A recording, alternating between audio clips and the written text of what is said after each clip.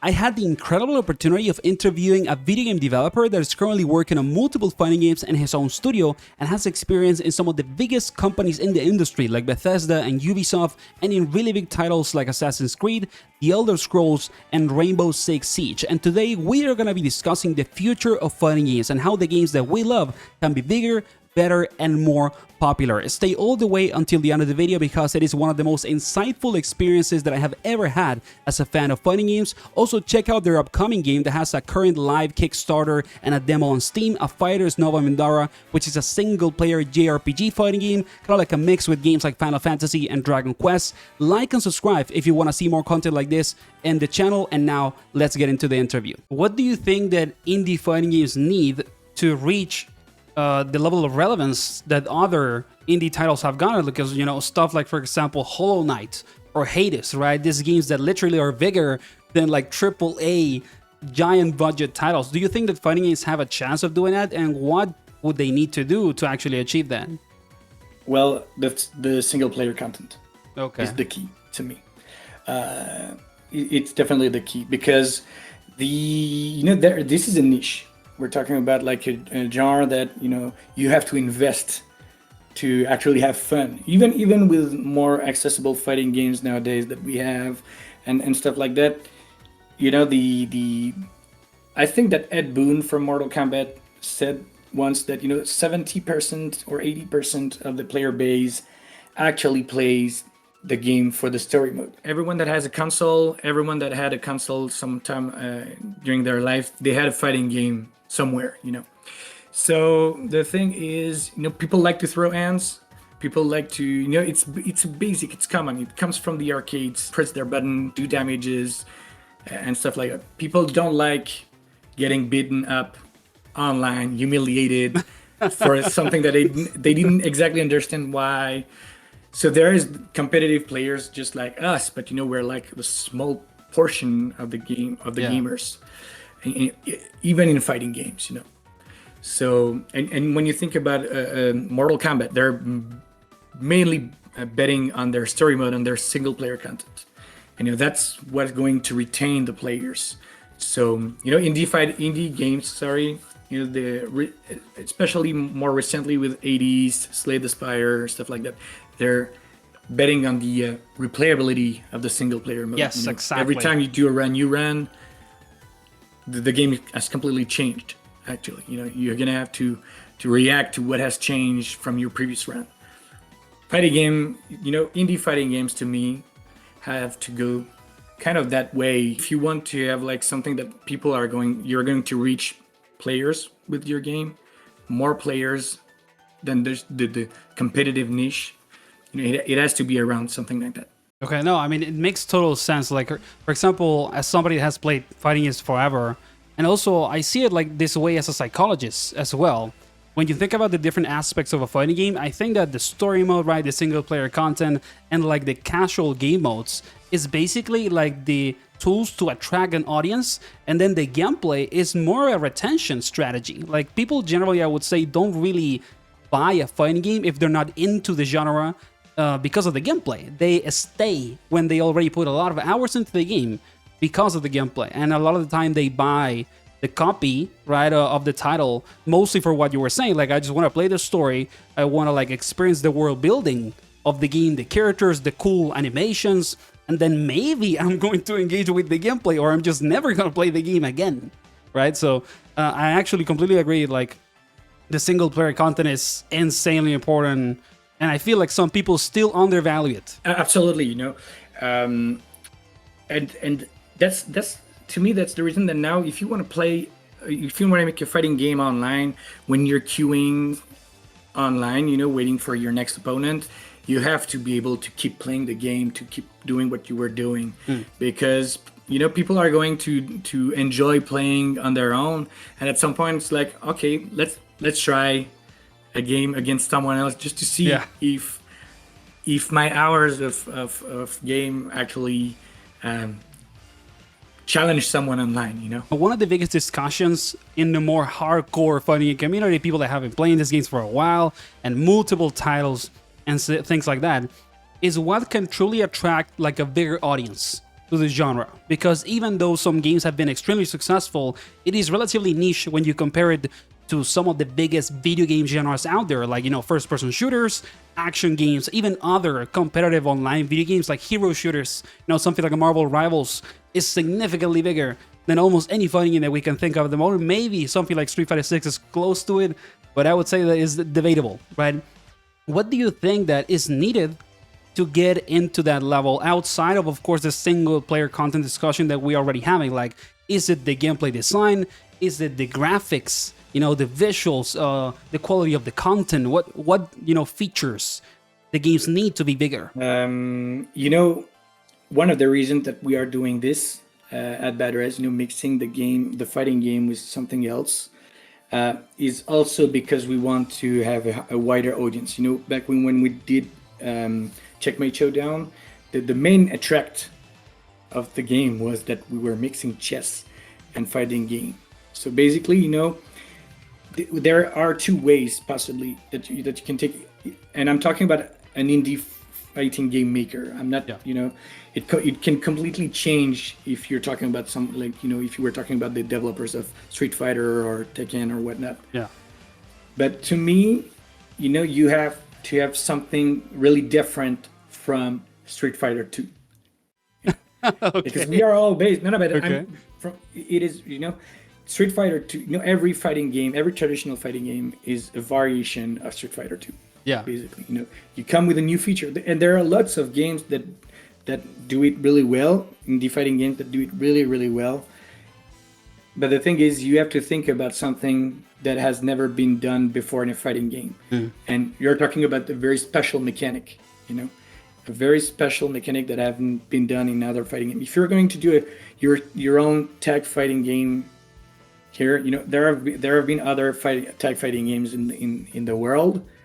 So, and there have been fighting games with way more budget that have been done. Yeah. Like right now, I'm talking about tag games. I'm thinking about Tekken Tag Tournament back in 1999. But you can also think about 2XKO. Yeah. So how are you going to make a difference on the market if you're just doing a tag version of Street Fighter 2? That's a very interesting way of seeing it, because I think that the legacy of a game like Street Fighter 2 is still so present in the market, in the business a strategy of the games, and it's arguably still the biggest fighting game ever, right, in terms of financial success and also popularity.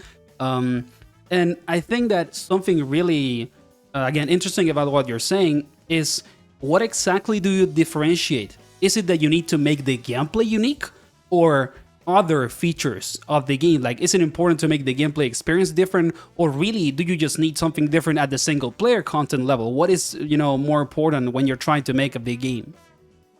To me, you have to have something unique in your gameplay experience. If you're talking about fighting game, of course you are talking about the versus aspect first.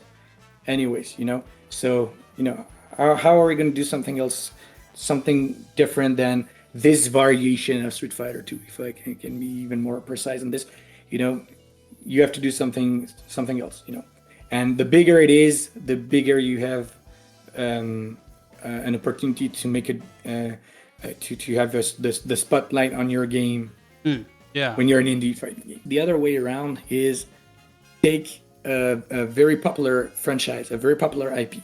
So take Invincible, take League of Legends, take The Boys. I'm pretty sure that at some point it's going to happen, So take something a game like this, that would be crazy.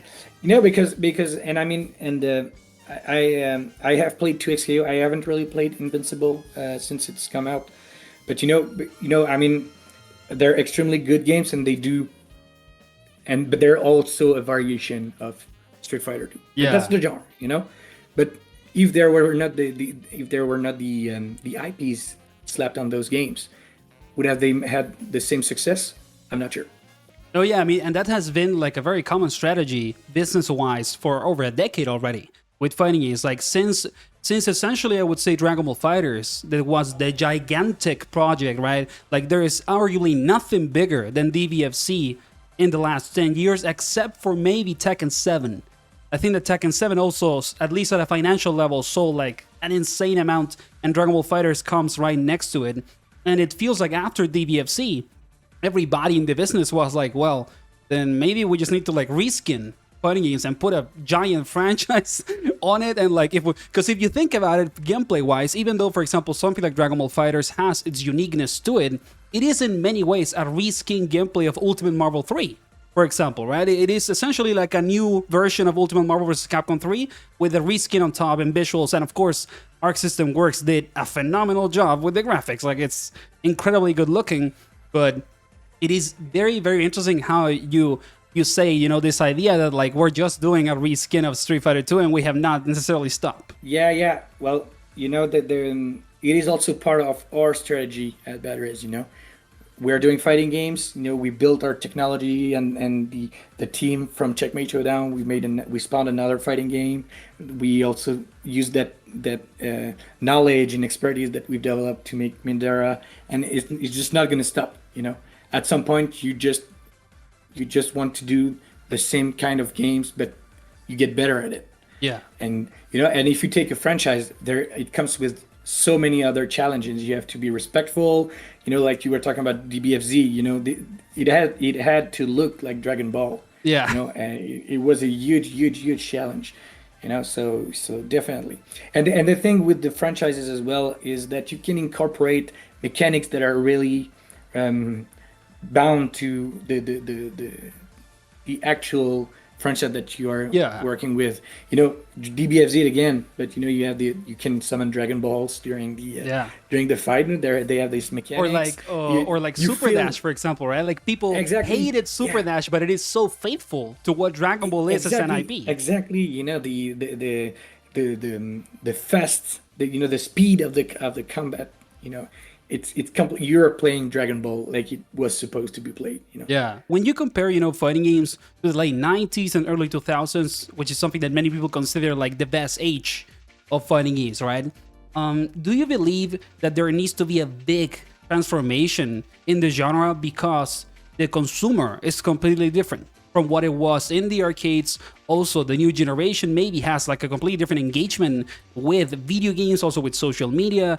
And because of all of that, do you believe that fighting games need to have like an abrupt change in its design, only because of the people that are going to play it now from the new generations, right? Because you need new people. You can't sell the game always to the old players. At some point, you need a big new audience. So how do you attract the younger people to play these games? Well, for sure, you know, the first thing that you can think of is the more accessible gameplay, you know, like at the same time, you know, like I've been playing fighting games for 30 years in my life.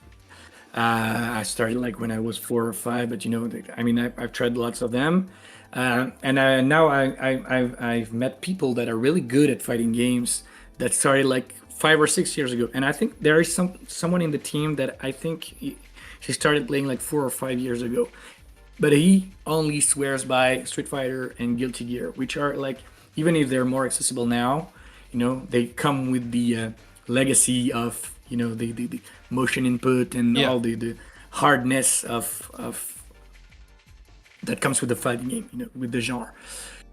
So, you know, it's hard for us to make a game that actually that can actually be liked by a new audience, and at the same time being liked by the traditional audience. Oh yeah, that's such a good point. Yeah. It's hard, you know. Some of them we try, you know. Overdrive, the other game we are working on, we try to make something that meets everyone expectation. But you know, basically, there is one kind of fighting games that to enjoy the game you have to work hard. Yeah. For 50 hours. Master a little bit of your character and play another 500 hours, and now you can have fun for real. There are people, and even, you know, I go sometimes to the local tournaments and you know, the current FGC, and they're all younger than me, but they're all like, no, I play Melty Blood, you know, Melty Blood, which is to me the most hardcore fighting game. I have not played much, but I don't understand it. I just don't understand it, you know. So there always is going to be an audience for hardcore fighting games, but they're small. But they've always been small, you know. And there is another audience that want to throw hands and, you know, have fun and stuff like that. And you know, I consider myself not a hardcore fighting game player. I consider myself a mid-core, I'd say. Yeah. You know, but when I play Street Fighter 6, I play modern controls. I Okay. used to play, you know, I play Fatal Fury with the classic and stuff, the arcade, I think they call it. Yes. The arcade controls, and you know, I'm good at the rankings, but you know, so I think that, you know, to answer that, you know, the modernity of the controls is one of the keys to Okay. try to get more audience. Something that to me is very interesting about this is that, for example, to me, even though I agree that accessibility in controls and gameplay is super important, I don't know if that actually attracts like the new young audience. I feel like a lot of the time what you know, people that have never played fighting games before want is to engage with a franchise that actually kind of like enchants them. It's like you buy the game and you start playing like the story mode and all the game modes. You engage with like the world building and the lore of the game and the characters, the design, and just a basic layer of the gameplay. And you start to get hooked up so much. Then it's like, dude, these are the most cool video games out there. I just didn't know I was not playing them. And a lot of the time, I don't know if that's related to the accessibility in gameplay. I think that the accessibility in gameplay is like a layer that is happening at the same time. But to me, I don't know how important it can be when you compare it to just having a game that has the perfect content package. I don't know if you know what I mean. Yeah, I see what you mean. You know, I think, you know, we said it earlier, the franchise, you know, maybe we need a Roblox fighting game or a Minecraft fighting game, or, you know, if you really want to go down that road, the franchise surely has an impact on this, you know. The next question that I have is related more to modern games, so, you know, to games of the last few years. I would say maybe like post Street Fighter 4. It's kind of like what you could call modern fighting games, I guess.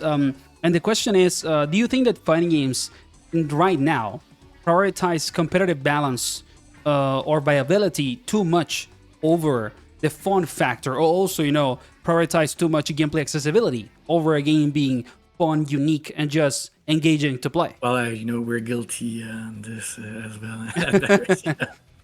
So definitely, yes, of course. I think one of the main reasons is that, you know, when you try to make a fighting game, you know, it's like, you know, I'm just gonna say it again, but it's a niche, you know. So you are going to be compared to the big franchises that have been installed for so many years. So, you know, if you come, you know, I make my own fighting game. All right, I start with my 2 characters, my 1 map, and my new mechanic that is unique to my game. Or even not, you know, like I'm just trying to make a new variation of Street Fighter, but with this little twist. I come to the, I try to make the playtest with this game at a local tournament, at a local venue. And when people play, you know, the fighting game community is very picky. Yeah. You know, like you said earlier, people have their own games, and, you know, I play that game like for hundreds and hundreds of hours. So the first thing that they're going to see is this doesn't work, this doesn't work, this doesn't work. I play with my friend and I've just discovered an infinite in your game. Yeah. So I'm just going to do it again and again and again. You know, when we started with Checkmate and we started playtesting at a local venue here in Montreal, 7 minutes in, someone had discovered an infinite. Oh, wow, that's very early. 7 minutes in, you know, and we made a tournament because we want more players to play. But, you know, for sure, that infinite, it was hard to do. Like, it was not that easy to do, but, you know, Okay. All right, so it's going to be part of the tournament now. Yeah. It's going to be part of the tournament. So first thing first is, we need to balance that. So if you want people to keep playing your game, you have to provide them with a balanced game. You know? Yeah. And the balance in fighting games, because it's based on reaction, it's real time. You know, it's turn-based game. Fighting games are turn-based game if you like look at them, you know, from a distance. Yeah. But, you know, actual gameplay. It's like essentially the hardest turn-based game that you can play, if you look at it like that. Yeah, exactly. Because the turns are not actually clear. Like Exactly. So, and yeah, the balance in the game is about frame data, and sometimes 8 frame of recovery creates that situation. 9 frame of recovery create that other situation, and you have to make a choice, or you have to remove your option. You have to make it a reality check. It cannot happen, but it's really fun. We've yeah, had so many fun features that sometimes we just no, we can't do it because people are going to abuse of it. And if we just make it so that it's not gonna be that powerful, or it's not gonna be that easy to have the opportunity to put in the game, to execute it in the game, well, we might as well just remove it. So yeah, definitely. yeah. I think that's something also quite interesting about this shift into like competitively oriented fighting games in the last few years is that I personally feel that has created as a consequence the fact that many big modern games focus on its system mechanics. For example, a game like Street Fighter 6 or even Tekken 8, they are very clearly like super center on the usage of the mechanics and the systems. And even though the characters have an identity, a lot of the time it feels like the gameplay can be a little bit homogenized in favor of the mechanics running the show. And I think that kind of like that has been a consequence of this focus on like our games need to have an esport scene. Like they need to have a tournament viability. Yeah, but I think it also comes with the fact that we try to attract a bigger audience, in the game, because if you want to make a easy fighting game, basically you're talking about auto combos, Gatling, the full light, medium, heavy, special, Yeah. rotation, and everyone has to have it. Everyone has the same input, not the same output. So basically, it's not exactly the same output, but it's more like the same output. Yeah. than if you play Blaze Blue, for example. Every character is a different fighting game. Exactly. Yeah. But I agree completely. But the Blaze Blue community is really, really smaller than most of the other big franchises. Yeah, no, and for example, a great example of that situation to me is Guilty Gear. Like the people that have been playing Guilty Gear forever, a lot of them hate Strive because Strive is essentially almost like a completely new franchise. If you compare it to like Plus R or XR, right? It's almost like you're playing something that is not Guilty Gear if you're an OG, like super heavy legacy player. And that's something that I also wanted to ask you related to this, kind of like as an extra question, because I feel like with this focus on competitive balance and gameplay accessibility, it has also been happening that a lot of people say like, this new game came out and it doesn't play like the game used to be. Like Street Fighter 6 doesn't play like Third Strike. Street Fighter 6 doesn't play like the Alpha series. It doesn't play like Street Fighter 4. Or Tekken 8 doesn't play like Tekken 7 or Tekken 5 DR. And people get super mad because it's like you're taking something away from them. When you change the franchise so much.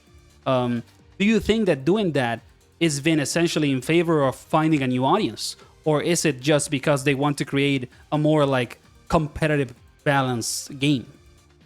Yeah, or I think sometimes just you want to renew yourself, renew works. You just want, in Mortal Kombat. I'm a big fan of Mortal Kombat, so I'm gonna use this franchise as an example but every time you play a new Mortal Kombat, the moveset has completely changed. Yes. You were referring to Street Fighter and Tekken. Basically, you always have your Hadouken. You always have the basic moves, the Ryu, cans.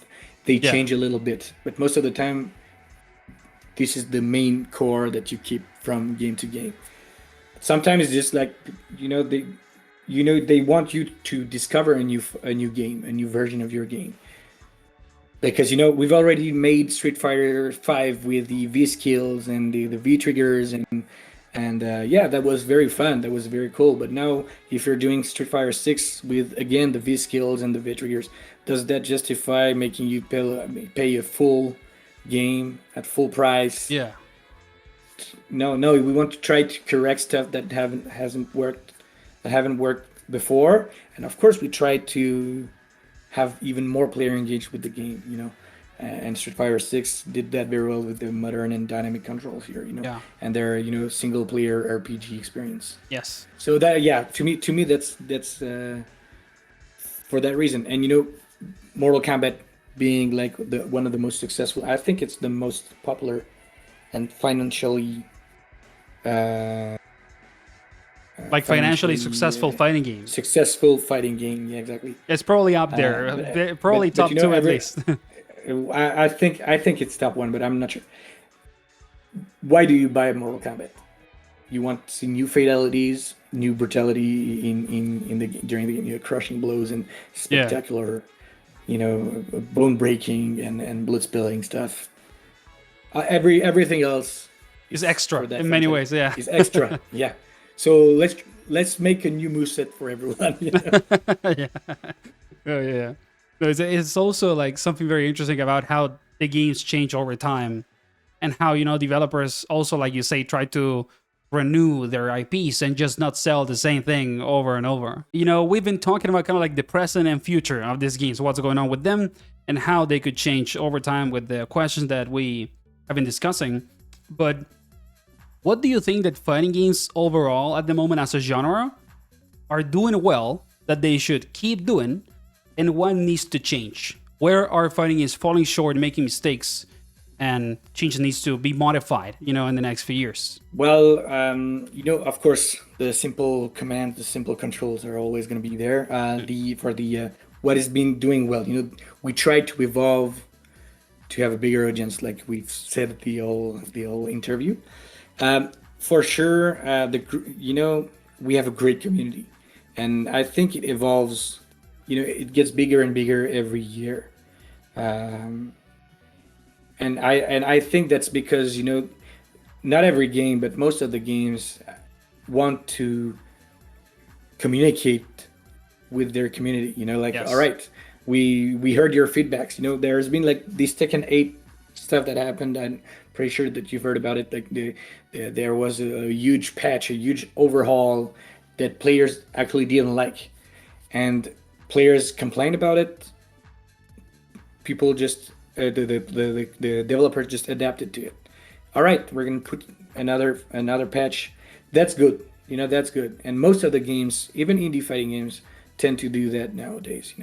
So it's as long as they have the means to do it, for sure. Yeah. But the community, the communication between community and players It's something have that we never should been- keep. yeah, it's definitely something that we're doing good, and something that we should keep for sure. And of course, the online play. Nowadays, I think for all the games that are being out, every developer now starts with their rollback netcode framework. from Yeah, it day has one, become like because- the baseline essentially at this point. and you have to, because if you don't do that, you're gonna have to do it at the end, because it completely changes the way that you're doing your game.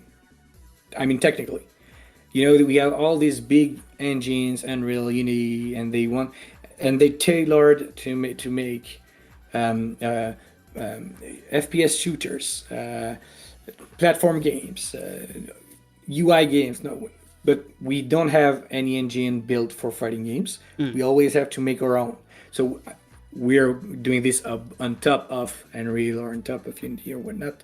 But we have to make our own framework, so it's rollback compliant. Yeah. But nowadays, when I play a game online, I don't have any kind of frustration. Of course, sometimes it's laggy, sometimes, but there is only so much that we can do at some point. Yeah. No, and like nowadays, playing fighting games online, a lot of the time it's almost like playing with somebody at your house. Like a lot of games by this point have insanely high quality netcode. Like you don't even need to necessarily go to tournaments or like your local scene to experience the overall like super high quality net play and the gameplay experience, which is another discussion about what's gonna happen with the tournaments and the local scenes. Like where are they going if everybody's playing online? But I do think that having good netcode by this point is not even like a feature. It's just a basic thing. If you don't have it, your game is just gonna do bad right away. I completely agree with that. And for what is the things that you think we're doing bad? What things fighting games need to change or they need to modify in the next few years? Well, it's just gonna like complete all the conversation that we've had for the hour, but for sure, trying to expand the audience, we are falling short on this. We try to make a game for everyone all the time now. If you like traditional fighting game, well, yeah, we have something for you. But if you're new and you don't want to learn, to invest your time, and even if we're talking about single player content and stuff, the tutorial, how do you introduce your game to newbies? Yeah. Right now, it's always like long walls of text. You have to do this. Yeah. You have to. So right now the entry barrier is still high, even if we try to make something. I think we're really going the right way, but to me it's just we're still not good at it. Yeah. For example, something that I would add, to what you're saying, and this is why I think that a game like Street Fighter 6 is genius in terms of its product design. Something like World Tour, right? Like this RPG thing that is your single player content that the game has. If you look at it from a development perspective, and also kind of like a psychologist, which is a position that I have, it is pretty much a gigantic gamified tutorial with lore. Like World Tour is in many ways the tutorial of a Street Fighter 6, even if it doesn't have like all the text and the super kind of like explicit information about how to play the game. When you engage with World Tour as a game mode, if you're new to fighting games, it pretty much introduces you to the most basic interactions that you need to learn in like the first layer of the gameplay. And then over time, you start learning almost by getting like sucked in by the game. It's not like you're necessarily learning it in the most effective way, but you're having fun while you're learning, which I think is the most important thing that many games are lacking. That like you need to have a tutorial experience that is not.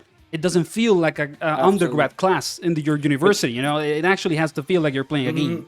And the thing is, as developers, we always work on this too late in the development timeline for several reasons. First is you don't have all your systems. Yeah. You want to focus on your systems before your tutorial. Always. It's a systemic game, so it does not work as long as everything is not linked to each other at some point.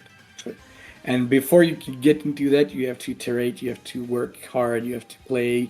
You have to make play tests and stuff like that. And at some point, all right, you have this. Now we can make a tutorial out of it. But usually it's too far in the timeline, so that we can do really something really interesting for the players. So yeah. Yeah. Is there anything else that you think fighting games should change or modify that maybe we haven't touched? We try to, but that's the hard part. It's hard to diversify as a fighting game. Basically, one of the dream games that I have that I'd like to make in the future, if at some point everything is successful, it's a fighting game, of course, but I like to rethink about the whole core mechanics that you can have in the fighting games. The footsies, the how you are the mix-ups and stuff like that. Like break the Street Fighter 2 legacy loop that we've been talking about. Essentially, yeah, exactly. Most of the games that do that usually fall into the arena fighter kind of games. Yes. Or the I don't know exactly the name of that genre, but we're talking about the Absolvers and For Honors and games like that. They use fighting game mechanics. Yeah. But you can't call that a traditional fighting game. It's a completely different genre. And the thing is, we don't have enough of that, to me, in the genre right now. And we are always trying to respect the basics. And sometimes we try to break these to make it more accessible. Checkmate and other fighting games, indie fighting games. We've tried to make a game without high-low mix-ups. Okay. But the thing is, you're going to get people frustrated for this choice. Yeah, of course. You know, there are many reasons that are cool to make this choice, but yes, that's the you are going to get people frustrated on this. Yeah, I mean that's just that's something natural when you're trying to innovate. It's not something necessarily only related to fighting games. I think that is a barrier that anybody that wants to change, like the core aspects of something is just gonna receive criticism. And fighting games overall, as a genre of video games, are so like bounded on tradition. It's one of the most like traditional video game genres that you can play. When you think of, for example, first-person shooters, you can argue that they have changed much more than fighting games over the last 10 to 15 years in their gameplay loop. When you look at the new FPS games, like you compare like an old Call of Duty with something like Apex Legends, which is already like an old game, right? And is miles different from each other. And with fighting games, that has also happened. But like you're saying, we haven't break like the core gameplay legacy that came all the way from the 90s and like the basic rules of the gameplay. No, of course. I love the Rumbleverse as well. Yes, I miss have you played this Rumbleverse so one? much. So much. And and they were also using fighting game mechanics for the game. And yeah, we tried to satisfy too much the current crowd. And I mean, we at BadRez we tried to satisfy them as well. So I'm not saying that we shouldn't, but the thing is, because we come with that legacy, it's too touchy for us to break something that already exists. Yeah. And that has been anchored. Yeah, it's things that have been anchored to players' habits. And there's this game that we're working on, Overdrive, that we have not really announced yet, but we have made people play test the game. Okay. Yeah, there are people that love the game, but there are people that they say, why did you do that? Why did you change that? What was your intention behind this? Because, well, we tried to make something different. Yeah, we tried to make something new. I'm sorry. We tried to make something different, and I understand that it doesn't ring a bell enough to you because you are used to play your Street Fighter or your your Fatal Fury or King of Fighters, whatnot. And yeah, exactly. But we're not making this game. We're making our own game. Yeah. We're trying to make something different. So yeah, we're going to miss our shot sometimes, or we are going to make something that does not satisfy everyone. And you have to be okay with this. You cannot do something that is going to please everyone. But the thing is, and as a fighting game player, I'm sure that you're going to be you're going to agree with this. As a fighting game player, as a pure fighting game player, that that's my favorite genre, and that's the reason I started my business in that genre. Is if the game has a cool potential, or if the game is really interesting enough for me to try it out, I'm going to buy it. I'm going to buy the game. I'm going to have it, and I have played maybe 1 hour or 2 hours sometimes, but I will, and I'm really glad that I paid for this because I tried the new mechanic, the new the thing that I think that fighting game players crave for a fighting game is discovering that that empowers my creativity. That mechanic here. I completely agree. Like, for example, by this point, I essentially buy every game, and like in many ways, the reason why I do it is because I'm a fan, of fighting games as a genre. I'm not necessarily a fan of only one franchise, and I think that also like within the fighting game community, in the more hardcore fan base, a lot of people think like that. But when you start to expand the audience, I think that a gigantic portion of people, actually the majority, are a fan of a franchise, not of the games. Like for example, like they are a fan of Street Fighter or they're a fan of Tekken. They're not necessarily a fan of fighting games as a whole. And that obviously creates limitations, for people like you that are trying to maybe innovate, and then you try to break out the shell and it's like, I'm sorry, but it's not like Tekken, so I'm not going to play.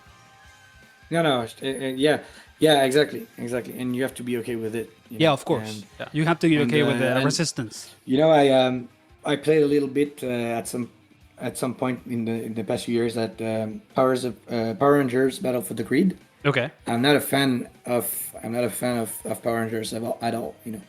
And the thing is, I took it, I played it a little bit. Oh yeah, it's cool. Oh, that's really interesting because you know it reminds me of the series that I watched when I was a kid. And Yeah. oh, it's cool. It's great. Oh yeah, I could do that. I could do that.